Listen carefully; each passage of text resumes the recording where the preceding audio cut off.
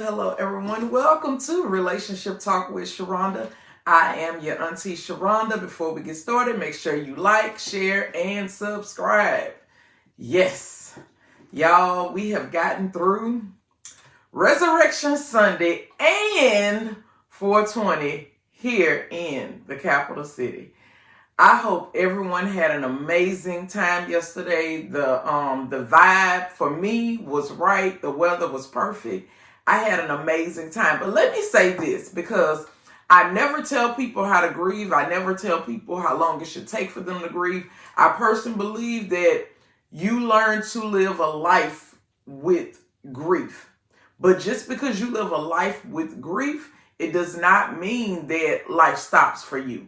I hope that makes sense for somebody. For example, I'm well aware that holidays are hard for people, especially when you've lost loved ones and when you've lost loved ones around the holidays. The day that I buried my mom was a Saturday and Easter was the very next day, right? So in the beginning, Easter was one of those holidays that was kind of like, for me, because it was so fresh and such it was a constant reminder. The springtime was just a constant reminder, right? However, I personally believe, and this is just me, that at some point we start to make a choice for ourselves. We start to make a choice about what it is that we're going to do and how we're going to do things and how we want to see our life, right? So, all my life, because keep in mind, I've been partnered in a relationship since I was 17 years old. Serious relationship, right? Marriage relationship, children, in-laws, all of this kind of stuff since 17. We always hosted holidays at our home. Now, keep in mind, I'm an only child, but the man that I was married to had lots of siblings. It was a bunch of them, right? So when we hosted, it would primarily be his family that was over. Well, guess what? I went through divorce, which means that was completely eliminated. And yes, I can host at my house, but guess what? Now I'm an empty nester. My kids are going off to college, right? I don't have siblings. So I remember right after my kids left, I'm cooking and doing all of this, and I would find myself throwing away so much food. And it just became a waste, because guess what? Everybody was living their own life. I'm not married anymore. So the extended family with the in-laws, they're not coming over anymore, which is understandable. My kids have left and went to college. They're spring breaking and doing the things that college kids do. And one thing about me as a parent, I never obligate my kids to come back to me. I've never been one of those parents that said, you got to come back and check on your mama. And your mama need to see you every day. You got to stay close to your mama. I've never been that type of parent. I've always been the parent that was like the bird in the nest, and the parent that kicked the bird out the nest and say, fly. Now let me see what you can do. Go out there and live your life for yourself and make your own choices, and you deal with the choices, whether they're good or bad. I'm going to be here. But don't let me be your reason not to fly. Okay? So I'm saying all of that to say, what I had to wrap my mind around was holidays for me might look really different than they've ever looked in my life, right? So what does a person like me do? Well, for a few years after the divorce, because it ain't been that long, right? One of the first years after the divorce, I relied heavily on my friend circles. I had friend circles. Friend circles invited me to their family. I did things with them, right? And then I started like looking for events. Like, okay, this is coming up. What's going on in the city during this time? I got out the mentality that the only way that I can have a good time is if it's with family. Because what I realized was this whole idea of family may not ever exist for me, right? This year, for the holidays, I'm in a relationship. So I'm spending time with him for the holidays. And sometimes if his family is hosting, we may go over there. Or he and I will just find different things to do with each other to entertain each other, which leads into this video. Right? I had an amazing Resurrection Sunday. I did. This is that time of year where we like to say hay fever or allergies because the weather's changing. It's a lot of pollen in the air. And we find ourselves taking allergy medicine like Zyrtex. Why do I have Zyrtex? Because this was the one that I was taking when the seasons change. My nose gets to itching, throats get itchy, eyes get watering, sneezing all over the place. So I ended up having to take some Zyrtex. Well, Zyrtex basically dries up the mucus and all of this stuff in your body. Well, if it dries up the mucus up here, then it dries up the mucus down there as well, right? So that means you sitting up here looking like, what is going on with my juice box?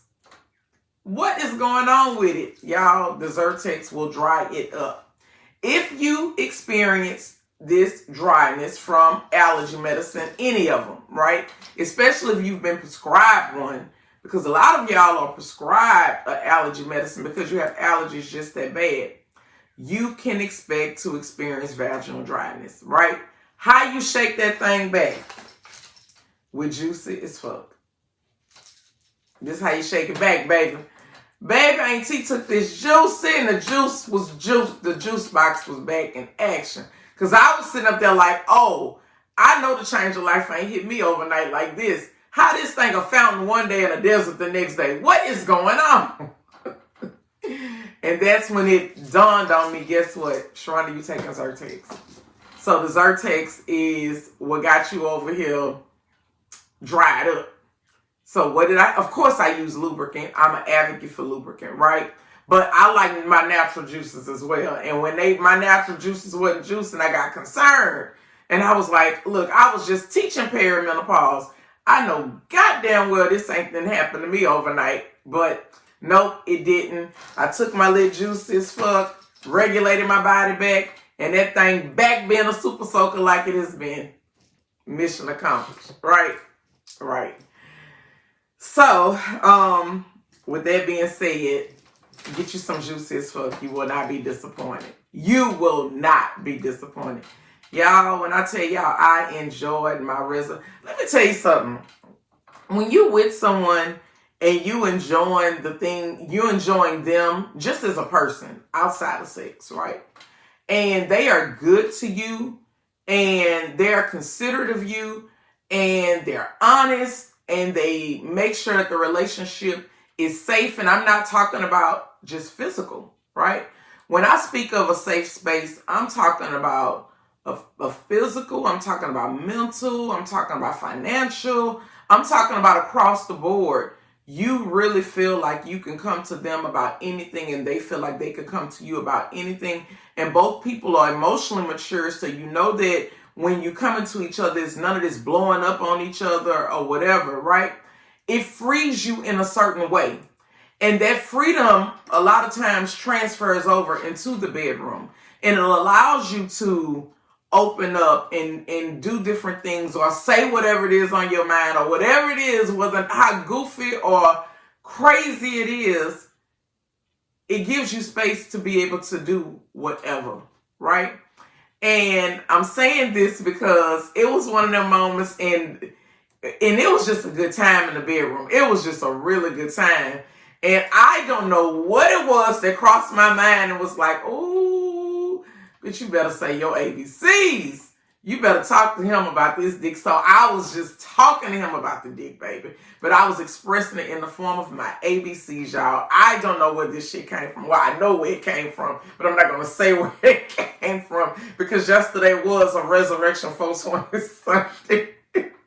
However, you know, you just get these, I'm going to say the courage or whatever you want to, however you want to look at it, to just be able to be silly and do different things. But I challenge you to come up with some ABCs because, baby, I was like, A, amazing. And then I'm going to use it in a sentence.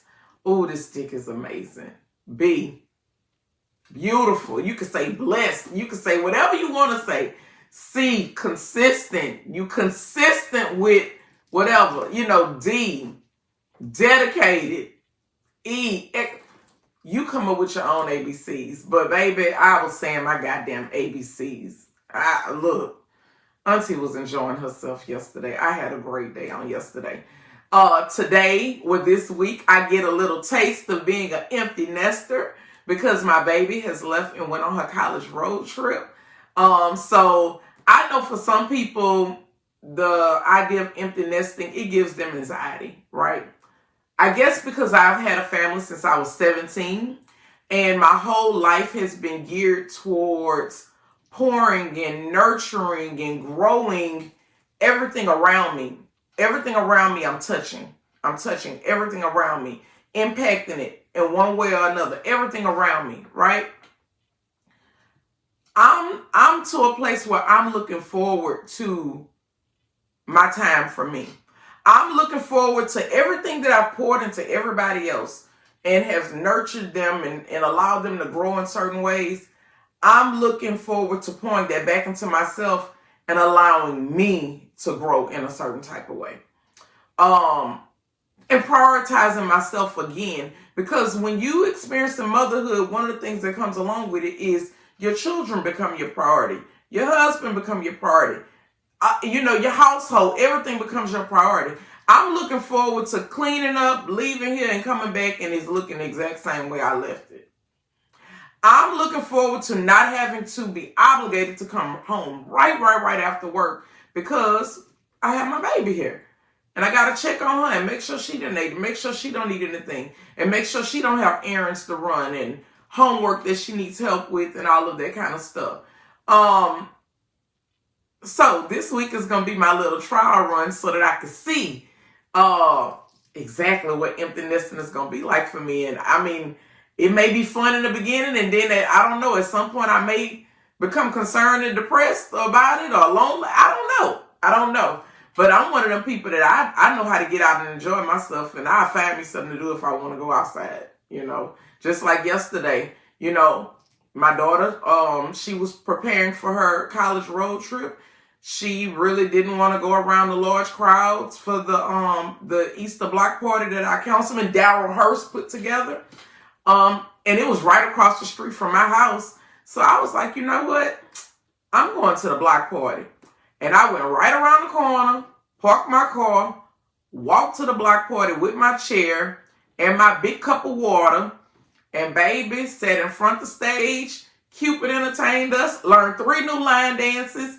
I was able to secure a VIP band, wristband talking about. So I had access to the bar, even though I'm not a big drinker. I went over there and told them, fix me something sweet. They gave me a little sweet drink. I went to the food vendor, bought me some chicken wings. In other words, I know how to make the best of my situation. And I'm not saying that I went over there because I was settling. I went over there because I was, I knew that that's what I was going to do. Because that was a part of my plan. Remember I said I got to the point where I started looking for events because I didn't have a lot of things with family, right? So I'm making my business to make sure that I enjoy my life. And one thing I'm not going to do is sit at home, look at the walls and waddle and be upset about people dying and a divorce happening and my life not looking the way it would traditionally look. No, I'm one of them people. I'm very forward thinking and I don't look back for nothing. I'm not looking back. I'm only looking forward. Right? So that's why I don't worry about that whole spinning the block. You ain't got to ever worry about your auntie spinning the block because she ain't looking back. Once she make up her mind that we moving forward, guess what? Mind made up, moving forward. That's the direction we're going. I'm not looking back. I'm only trying to see what else is out there for me. And I suggest that you do the same. Okay? With that being said, you be blessed. You enjoy the rest of your week. Enjoy your spring break. And I'm going to enjoy my trial run of empty nesting. Be blessed.